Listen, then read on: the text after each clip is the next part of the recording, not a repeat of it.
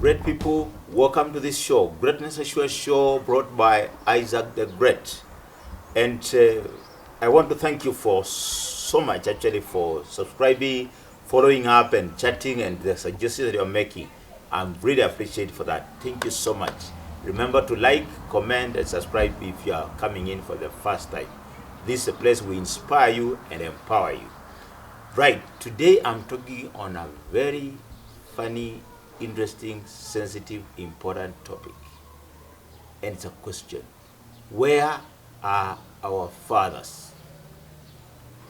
Where is my father? That's a question that these young men are asking today. And as a counseling psychologist, I know father figure plays a very important role in the life of the children, and more so the male child, in terms of modeling them to become better people in future. But before we go to the psychological aspect, let me hear from their own story. And to begin us off is one young man called Kennedy. Kennedy, tell us your story. Okay. For the last 18 years, I lived a life with the title Wangari. From Kikuyu perspective, Kikuyu tribe, Wangari is a woman. So years back when I was a young man, I lived to question myself. Why are my classmates with their fathers? Well, to me, I don't see this father figure. The journey was tough for me. But I thank God, after this long journey, I came to get the hint. Yes, I came to get the hint. And that was my eureka moment. Wow, you got the hint on where and who is your father. Yes. Actually, when you started, you talked of giving us your name as Kennedy Wangari. How does it sound when people call you Kennedy Wangari and not Kennedy Waweru or Maina and that? For me, let me say, from years back, not today, Yes. years back, I felt frustrated, discouraged. But it came a point, I just accepted it with pride that Wangari will live to be my mother, to be my father figure, because she has done the fight with herself. Wow, that's very good. You have also talked about the aspect of you and other children when you are growing up. They are talking about my father, my father, my father. And you are here, just your mother. How was it for you? It was frustrating and discouraging, because for me, I had accepted that my mom, she is there for me. She can give me food and what have you, and she loves me. But the only problem is that these children will question me. I will question you, where is your father? Where is your father? Wow, and no wonder today we are talking about where is your father. Yes. Let's hear from him. Tell us your name and your story. My name is Timothy. Also, mine, I grew up with a stepdad, but he came much later in my life, and I did not get the time to enjoy the fatherly love. I did not get the fatherly love, but I've seen him give fatherly love to his children. Yeah. What do you mean to his children? He was my stepdad. Oh, he was your stepdad. So you also got, you have younger siblings. Yeah. Oh. He came when I was, let's say, about 5 years old. That's when he came. At that moment, I was so much focused on playing, I didn't even know about fathers and mothers. Yes. Yeah, I used to live with my grandmother. Then my mother got married to him. Yes. My stepdad. Yes. So I had to move in with them because they had their first child, who is my sister. But my father was so excited that he was so happy that he had he has his first child. Yes.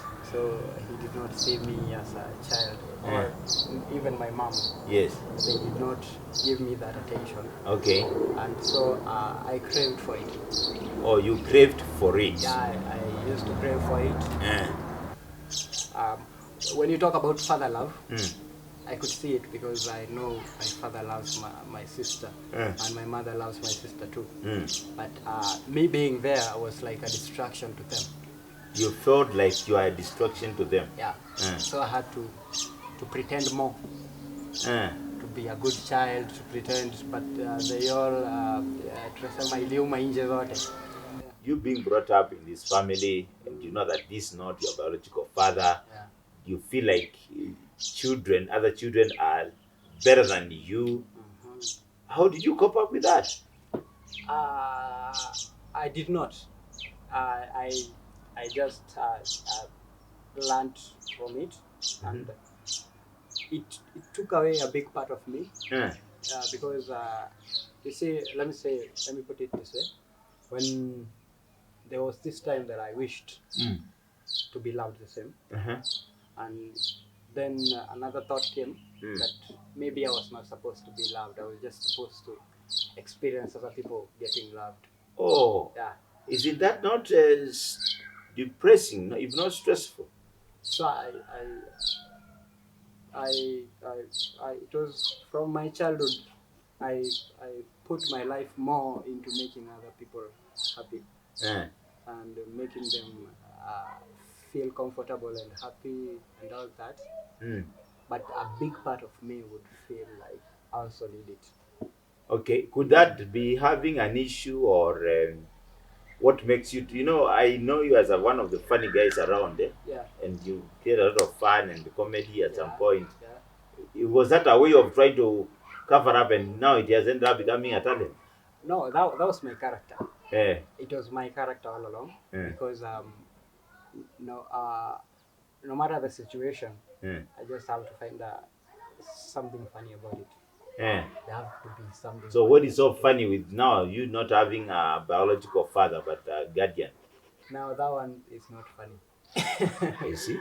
You see, now that one is not funny. Yes. Because I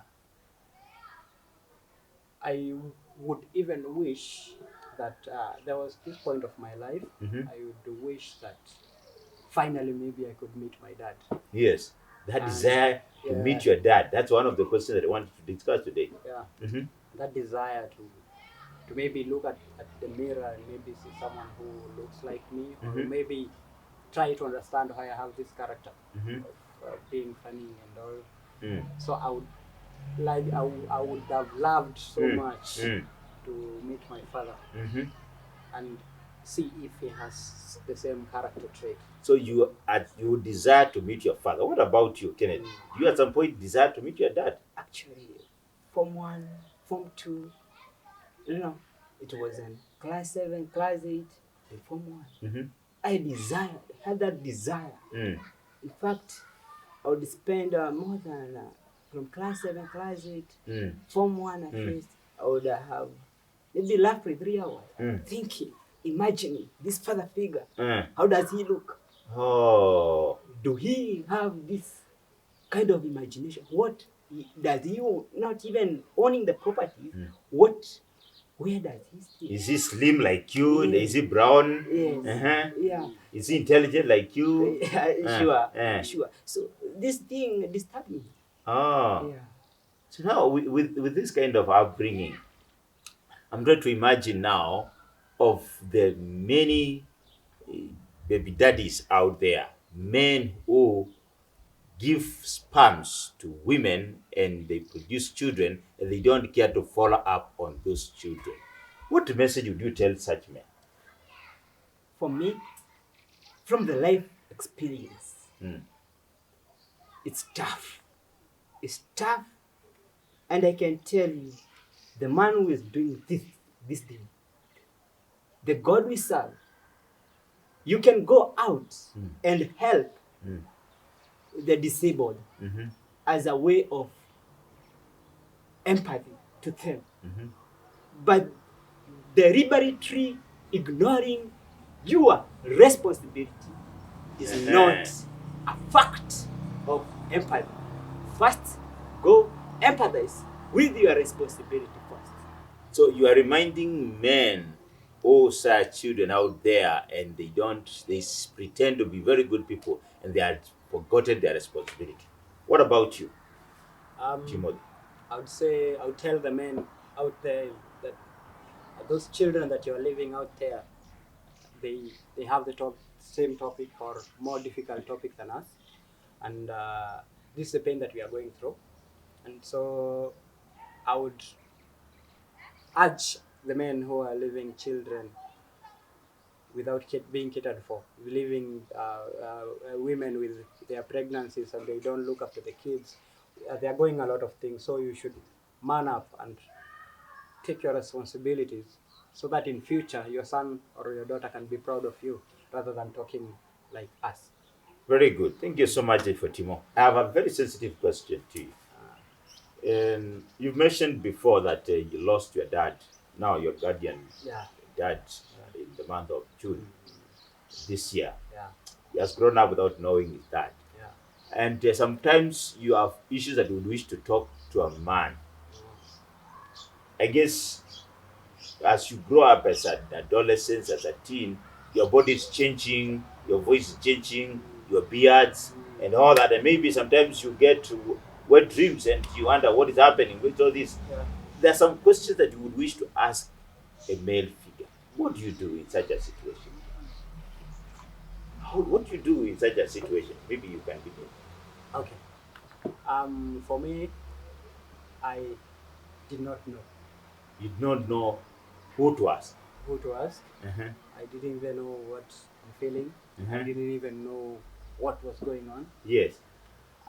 Even though my father was there, he was not there physically. He was just there by name.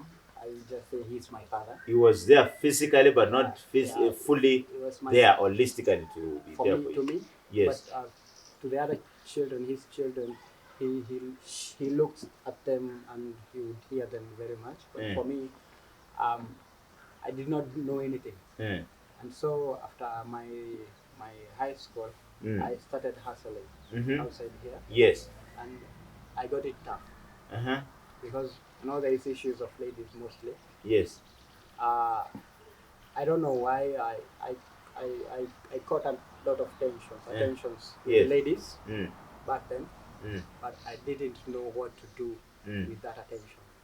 Yes. I would feel weird. I would feel like I have to do something with it because when I watch the TVs and all that, yes, having many women admire you is some sort of power. It's a good thing. But you are here wondering what to like tell these men, these women. What I'm going to do with these women. Yes. I don't know. Okay, like now I can say that I want this girl. I didn't know how to approach them. So I got it rough because I learned it from the street now. You learned it from the streets. Yeah. As something that your dad could have done. Yeah. Would have so given me male, the father figure has a role to mold their children, especially boys, on how to become better men. I don't know, what would you say about that aspect of their issues that you want to talk to your father and he's not there? Okay. Maybe you don't know. Maybe I would just tell you another side of my life. It came a time I demanded to know. And actually, it came out broad right. And I know him right now. Oh, wow. How was it for you now to know that this is the man who is my father, even if he has not been there for me? The voice. After hearing the voice from a call, I felt the fulfillment. Wow, wow, wow, wow. But after digging deep, I dig deep to know him, to cultivate for the love that was absent years back. Actually, from Form 1, that was my eureka moment because my life turned. I started becoming so visional. Yes. I started looking at a point, no, I have to know now my future Yes. future Kennedy. Yes. So I started fighting, not fighting to know the dad, but fighting to know my future. Maybe Very writing good, books. very good. So I'm trying to tell that father figure who is missing that the absence Yes. is making the son Yes. become so stressed, Yes. so depressed, Yes. such that he is craving Yes. or complaining Yes. something that was done at the past, Wow, wow, rather than wow. concentrating on the future. Yes. So kindly let the son know, because the future is great. Very good. Really moved by the story of these two young men. And I want a lady out there who is listening to this show to tag that man who sired that child and let that man know that the child is asking, where is my father? Because that child needs that care. And out there, a man who is out there siring a child, and you have not been taking responsibility, that child is asking, where are you? So this is a show. Each one of us need to have this kind of a conversation. As we continue, remember to subscribe. Just subscribe now, turn the notification bell so that you can be able to get more insight from this channel. As we wind up and conclude this show about where is our father, I want to bring in an aspect of the psychological aspect, as I can see psychologists, and say that number one, I want to appreciate the fact that you people, you have grown up to be men who are out there becoming better people. I believe your mother connecting you to that father figure was a great thing. I guess maybe your uncle or somebody also came in. There's a single parent out there, especially single women. It's always good to find an uncle, a brother, whoever, to this child that they can see a male figure in their life. And that becomes very important. I guess that is also an important thing, and also plays the same role when that father figure came in as a guardian to take care of you. Sure. You agree with me? Sure. I can say about me, me having that father figure around me, even though I didn't have that courage to ask him all that, has helped me because somehow, someway, I'm living his path. He was a great businessman. Most of like before he died, we spent time with him. Before he died, and I learned a lot within those 3 weeks, 2 weeks I spent with him than I would have learned during my childhood, because then he was so open, because he sees me now as a man. He was much open to me, and all the things that were disturbing me, they came to an end that instant. Okay. Like the way he's saying that it was his Eureka moment. Yes. It was my also Eureka moment, because I understood him, and I drove into the past and still understood him. Yes. And somehow, someway, I'm living like him. I'm also a businessman. Wow. I'm also a businessman, and I don't give up like him. Like I found out, like I took something from him. Very good, because the father figure will always model the son in a certain manner. And at the end of the day, people will say, wow, this is so and so's son. Sure. Very good. Maybe a closing statement. Father figure is important to that boy child, to that girl child, because in between there is a valley, in between there is a vacuum.